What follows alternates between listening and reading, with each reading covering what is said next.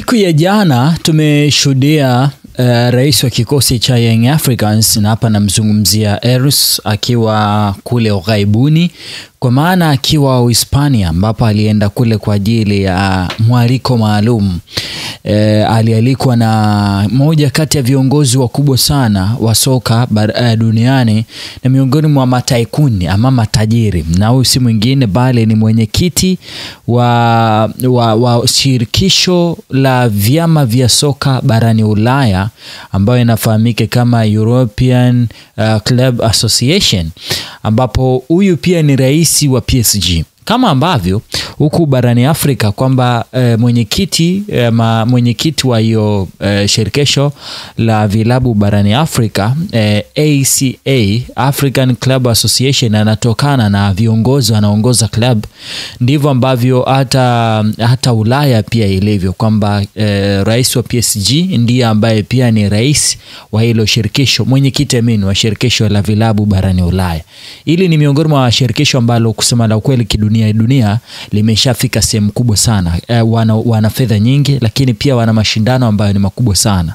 Na hawa jamaa wanavofanya summit, wanakutana na watu wengi sana ambao kwa namna moja ama nyingine wanajadili maendeleo ya mpira Ulaya, pamoja na kukutanisha wadau ambao wanaweza wakawa wanazitazama fursa zipatikanazo katika mpira miguu na ni kwa namna gani ambazo watazihudumia. Sasa rais wa Young Africans na mwenyekiti wa moja vilabu barani Afrika, ACA, Engineer Said, amehudhuria mkutano wa umoja vilabu barani Ulaya uliofanyika jijini Madrid, Hispania, siku ya hiyo jana.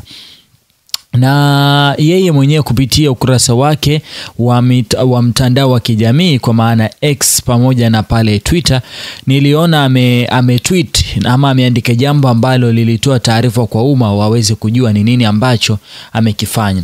Na naomba nimnukuu hapa, anasema: kama mwenyekiti wa chama cha vilabu Afrika, kuhudhuria afra ya jumuiya ya vilabu Ulaya huko Madrid sio heshima tu, bali ni fursa muhimu ya kujifunza na kuunganisha vilabu vya Europa. Anasema kushirikiana na washikadau wakuu katika jumuiya ya soka uturuhusu kubadilishana mawazo, mbinu bora na mikakati bunifu inayoweza kuinua vilabu na michezo yetu katika bara la Afrika.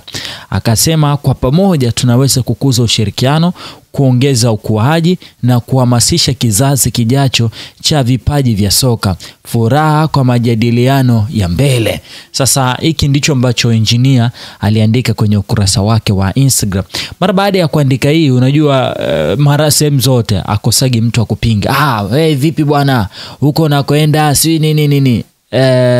Nikasema ngoja nije hapa nikuelezee faida kadhaa ambazo yeye binafsi atazipata, lakini pia shirikisho la vilabu barani Afrika watavipata, pasiku isahau Young Africans, kwa sababu anaenda pale kwa kofia mbili, kwa kofia ya mwenyekiti wa shirikisho la vilabu barani Afrika na rais wa kikosi cha Young Africans. So tutajaribu kutazama muktadha wa faida ambazo zitapatikana kama rais wa Young Africans na kama mwenyekiti wa ACA. Tunaanza kama mwenyekiti wa ACA kwa sababu ndicho kilichompeleka kule, na hata ukiangalia meza iliyoandaliwa kwa ajili yake ilikuwa imeandikwa Eris Said Tanzania African Club Association. Kwa hiyo sasa huko alienda akitambulika kama mwenyekiti wa vilabu barani Afrika na sio kama rais wa kikosi Young Africans. So tuanze na title ambayo ilimpeleka. Afrika inanufaikaje na hili?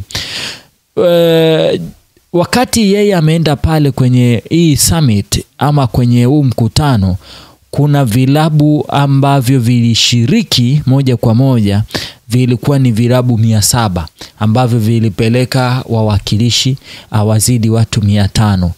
Watu 500 wanakutana kwa wakati mmoja kutoka kwenye vilabu mbalimbali. Lakini pia kuna kuwa na wale sponsors wa michuano mikubwa sana barani Ulaya wanakutana pale. Lakini pia wanakutana viongozi wa vyama vya soka Ulaya pamoja na vyama vya soka barani Afrika, sometimes kama watakuwa wamealikwa. Wote wanakutana hapo kwa ajili ya kujadili majadiliano ya kimpira barani Ulaya. Sasa faida yake ni nini? Faida yake kwanza ni kutengeneza communication nzuri kati ya Afrika pamoja na Ulaya. Kumekuwa na mstari mpana sana kati ya maendeleo ya soka barani Afrika na maendeleo ya soka barani Ulaya. Tunawezaje tukaa kwenye same route? Ni pale ambapo tunaweza tukakopi baadhi ya vitu ambavyo wanavifanya na sisi tukavileta huku, ili angalau sote tuwe kwenye taswira ambazo zinauana. Mchezaji akitoka Afrika akienda Ulaya asipate tabu ya kuanza kuingia tena kwenye mfumo na kuzuia mazingira. Ile yale mazingira ambayo yeye aliwahi kuyaishi huku barani Afrika, anaenda Ulaya anaendeleza pale pale alipokuwa. Sasa hiko ni kitu cha kwanza, ni kutengeneza, ni kujifunza ni kwa namna gani wenzetu wanaliendesha soka ili na yeye pia aliendeshe soka. Lakini hii European Club Association ni miongoni mwa association kubwa. Utakumbuka jamaa waliwahi kumtikisa Alexander Kefren ambaye yeye ni rais wa chama cha soka barani Ulaya, kwa sababu baadhi ya watu fulani pamoja na aliyekuwa Ranieri ambaye yeye alikuwa ni mwenyekiti wa association akitokea Juventus, walikuwa wanapanga kuleta European UEFA Super Cup, lakini akapambana nayo. Nani wali reform iko kitu? Ni hawa UEFA, wanaitwa UEFA hawa wanaoitwa UEFA Club Association ndio ambao wa reform kitu kama hiki, kwamba tunaweza kufanya hivi, tunaweza tukafanya hivi. End of the day kitu kikalipuka, lakini waliweza kupambana nao. So hawa jamaa wako powerful, wanaweza kupata miradi, wanaweza kupata vitu vingi sana. Je, sisi kama Afrika tunawezaje tukawa na association ambayo ni pana kwa kiasi hiko, ambayo inaweza ikawa na sauti kubwa kwa kiasi hiko? Ni kujifunza kutoka kwao. Hilo ni jambo la pili. Lakini jambo kubwa sana ambalo mimi nadhani linaweza likali na faida kuliko mambo mengine yote ni swala la kupata wadhamini wa moja kwa moja ambao kwa namna moja ama nyingine wakiingia kwenye mpira wetu barani Afrika wanaweza wakavisaidia vilabu. Ndio tunajua tuko na Total Energy, tuko na 1xBet, lakini vipi tukiongezea baadhi ya wadhamini wengine? Ukiwaambia kwamba nina product 1 2 3, hao watu wataitazama hiyo product kwa namna gani? End of the day wakija kuwekeza na kufadhili, maana vilabu vyetu vitakuwa vinatengeneza fedha zaidi. Although bado ICA hawajafika kwenye level ya kuweza kusaini mikataba kwa sababu bado wako chini ya CAF, lakini wanaweza wakawa wana influence kwamba kuna mtu fulani anataka awekeze fedha, maana tukiwa nayo mtu atatusaidia kwa namna moja ama nyingine. Hilo ni kwa upande wa ACA. Lakini kwa upande wa Young Africans, huko anaenda kuitambulisha timu yake mbele ya watu wengine kwamba mimi pamoja na kwamba ni mwenyekiti wa ACA, mimi natokea kwenye klabu ya Young Africans, iko barani Afrika, iko Tanzania.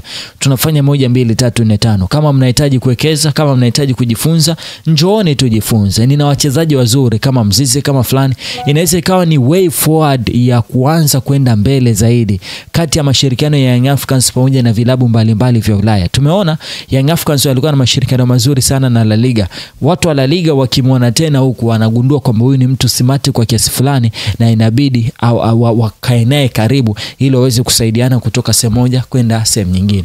Hizi ni miongoni mwa faida ambazo zitapatikana ama zimepatikana kwenye mkutano ambao ameenda kushiriki. Lakini pia kwake yeye mwenyewe binafsi anaendelea kujisogeza karibu sana na uongozi mkubwa sana barani Afrika hata kidunia, kwa sababu ukianza kwenye ngazi za chini hivi inakupa wasawa kuzijua siasa za mpira miguu, na hata ikifika wakati ambapo utahitaji kuingia kwenye siasa za mpira miguu inakuwa si ngumu sana kwa upande wako, kwa sababu kuna vitu vingi sana ambavyo tayari umeshavijua. So hii ina faida kubwa sana kwa Yanga, kwa ACA, lakini pia ina faida kubwa sana kwa upande wake mwenyewe binafsi, kwa sababu anaendelea kuitengeneza CV na anaendelea kuaminika.